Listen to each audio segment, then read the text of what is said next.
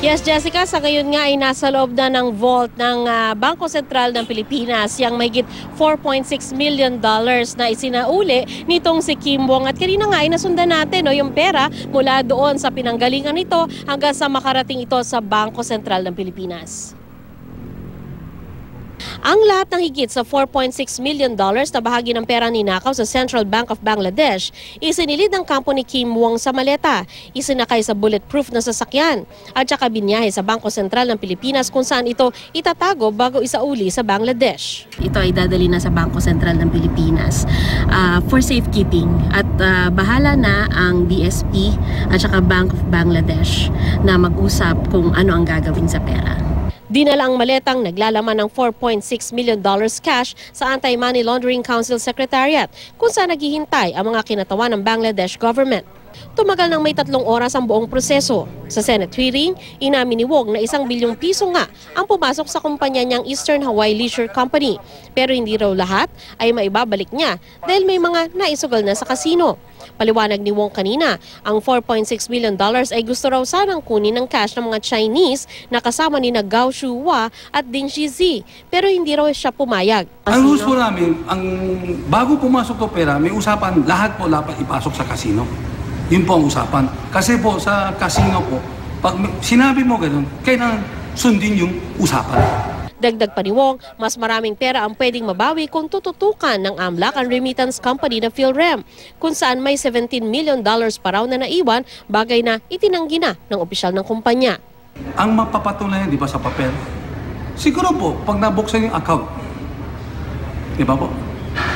Bahala na po kung sino man. Mula sa RCBC, sa PhilRem dumaan ang lahat ng $81 million na ninakaw mula sa Central Bank of Bangladesh. Sila rin ang nag-deliver dito kay Kim Wong. Sa Senado, natanong si PhilRem President Salud Bautista kung bakit hindi siya nagtaka na ganun kalaki ang pera na pinapadala sa kanila. Okay, so these amounts were not suspiciously alarming to you. It's a regular course of business to you. Yes, Your Honor. It's a regular course of business for us. 1/4 of 1% daw ang singil ng PhilRem sa ilan-ilang transaksyon. Kaya sa $81 million, 10 million pesos ang kanilang kinita, halagang kanila naman daw isusoli. Sinabi ng PhilRem na sanay sila sa ganito kalaking transaksyon kaya binusisi namin ang kanilang papeles. 18 taon na silang rehistrado sa Securities and Exchange Commission o SEC. Base sa financial statement nila noong 2013, 190,000 pesos ang kanilang net income. 374,000 pesos naman noong 2014. Wala pa rito ang kinita nila mula sa $81 million na transaksyon. Bukod kay Wong at PhilRem, meron pang 2 taong iniugnay sa money laundering. Una na rito si Gao Shuhua na junket agent daw ni Wong mula Beijing. Si Gao daw ang nagsabi kay RCBC Jupiter Branch Manager Maya Digito na magbukas ng dollar account. Ito rin daw ang nagbigay ng $2,500 para sa $5 account na binuksan. Sa 5 account na ito pumasok ang $81 million bago pumasok sa PhilRem. Ayon kay Wong, nakautang si Gao sa kanya noong taong 2000 matapos maipatalo ni Gao ang 450 million pesos. Hindi mo tinanong kay Mr. Gao, bakit mo gustong mag-open ng dollar account? Sabi niya po una, kasi magpapadala siya sa akin ng pera raw para pambayad po. Tapos, yung una po pagkasabi niya sa akin, may malaking lote siya sa Beijing, ibebenta para ipadala po sa akin. Ang isa pang hinahanap, ang gambler na si Wei Kang-su.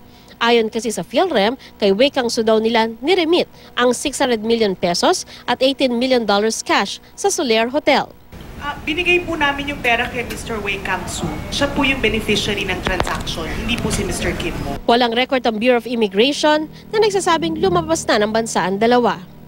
Samantala, nagsampa ng criminal charges ang RCBC laban kina Branch Manager Maya Digito at isa pang empleyadong si Angela Ruth Torres. Dahil umano sa pagpepeke ng pirma ni William Go para mabuksan ang mga peso at dollar accounts. Si William Go naman, nagsampa ng panibagong reklamong falsification of private documents laban kina Digito at Torres. Pinaghahandaan din daw ng kampo ni Go na magsampa raw ng hiwalay na reklamo laban naman sa pamunuan ng RCBC dahil sa pagkakadawit ng kanyang pangalan sa money laundering case. Kumpiyansa raw si Go na malilinis ang kanyang reputasyon pero desidido raw siyang sampahan ng reklamo ang pamunuan ng RCBC dahil hinayaan daw nilang madawit siya sa issue. Kasi all our account are freezing. We're gonna move money. we cannot do business. So affected talaga. Patuloy na sinisikap ng GMA News na kunin ang pahayag ni Dequito Torres at ang pamunuan ng RCBC kaugnay rito. Jessica, gabi na na nag-press conference nga itong AMLAC at maging itong ambassador ng Bangladesh at abogado ni Kim Wong. Kanina sa pagtatanong natin doon sa BSP officials ay hindi pa malinaw kung ano yung magiging trigger para ito ay ganap na mailipat sa Central Bank of Bangladesh. Kung ito ba ay nangangailangan pa ng court order ay hindi pa yan malinaw sa ngayon. Pero ang sigurado ay tinanggap na ng Bank of Bangladesh itong pera na ito, pero for now ito raw ay nasa safekeeping ng Bangko Sentral ng Pilipinas. Narito po ang kanilang mga pahayag. We completed the turnover, including the counting of the bills and the verification of the bills. And we can say that the promise of Mr. Kim Wong has been fulfilled. We have accepted that money. And we are also hopeful that the rest of the money should also be accounted for. Jessica, nasabi rin ni Ambassador na may parating na Central Bank officials ng Bangladesh dito sa Pilipinas sa mga susunod na araw. Jessica? Sandra, natalakay ba sa mga pagdinig sa Senado kung ngayon lang may nangyaring money laundering through the casinos dito sa Pilipinas o ngayon lang ba na booking? Jessica, lumalabas sa pagdinig ng Senado na ngayon lang talaga nabusisi, pero pag papakinggan mo maigi yung pagtatanong, yung mga sagot nila sa mga tanong ng mga senador, ang sinasabi halimbawa ng PhilRem ay hindi first time na may ganitong kalaking halaga na inihingi ng tulong ng PhilRem na ma-deliver sa casino. That's one. Tapos at the same time, ito namang si Kim Wong, sinasabi rin niya halimbawa na hindi rin naman first time na may ganito ring kalaking halaga. Bagamat sabi niya ito yung masasabi niyang mas malaki kesa dun sa dati.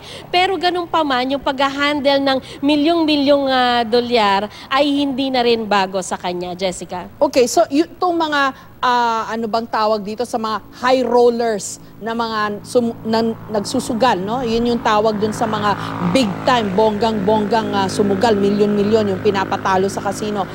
Itong mga to ay ngayon lang nagkaroon ng ganitong involvement, itong mga pinangalanan ng mga Chino na milyon-milyon yung ipinapatalo sa casino, o dati pa meron ng mga dumadaang pera sa bangko, sa PhilRem, papunta dito sa mga beneficiary ring ito na mga gambler.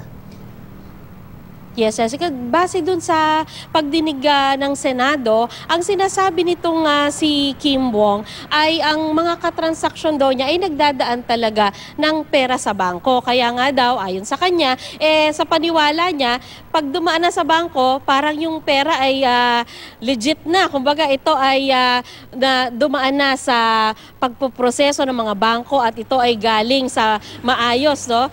Yun yung dahilan niya at yun din ang dinadahilan, Jessica, ng PhilRem, no, na pag kaya daw siya di umano sumunod na lamang at i-deliver yung ganong kalaking halaga ay dahil sa tansya niya ay dumaan na rito sa proseso ng bangko at therefore maayos itong pera na ito, Jessica. Kasi lumalabas nga na, ayun nga, parang meron silang network in place. Kung itong kasong ito lang ang pagbabasehan natin, no?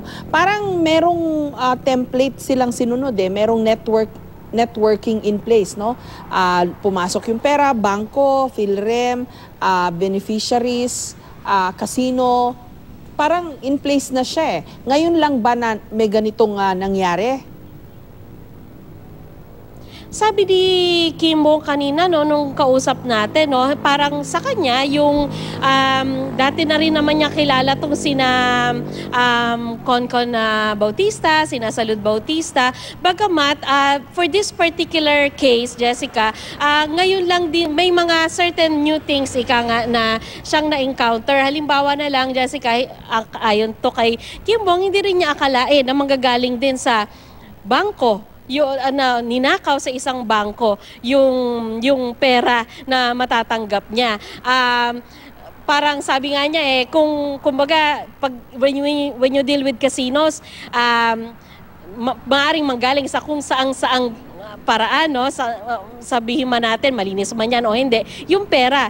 Pero ngayon lang daw siya na-encounter na parang ang pera ay ninakaw sa isang bangko. Jessica. Kapansin-pansin lang na yung PhilRem, dito sa 81 million US dollars, kumita sila ng 10 million in pesos ba yun? 10 million pesos, Sandra. Malaki yung kinita nila. Pero kapansin-pansin na yung 2013, 2014 earnings nila in the hundreds of thousands of pesos lang. Oo, Jessica, no, yan yung isang bagay na saliksik din, no, ng GMA News Research, at maaring yan nga malaking question sa ngayon dahil ang inahandle nilang pera ay malakihan pala, no, at yan ay may pag-amin naman sa Senado. Pero kung pagbabatayan nga yung kanilang idineklara na net worth ay mukhang higit na mababa kumpara doon sa nababanggit sa Senado na malaki ang mga transaksyon nila, Jessica. Okay, maraming salamat sa iyo, Sandra Aguinaldo.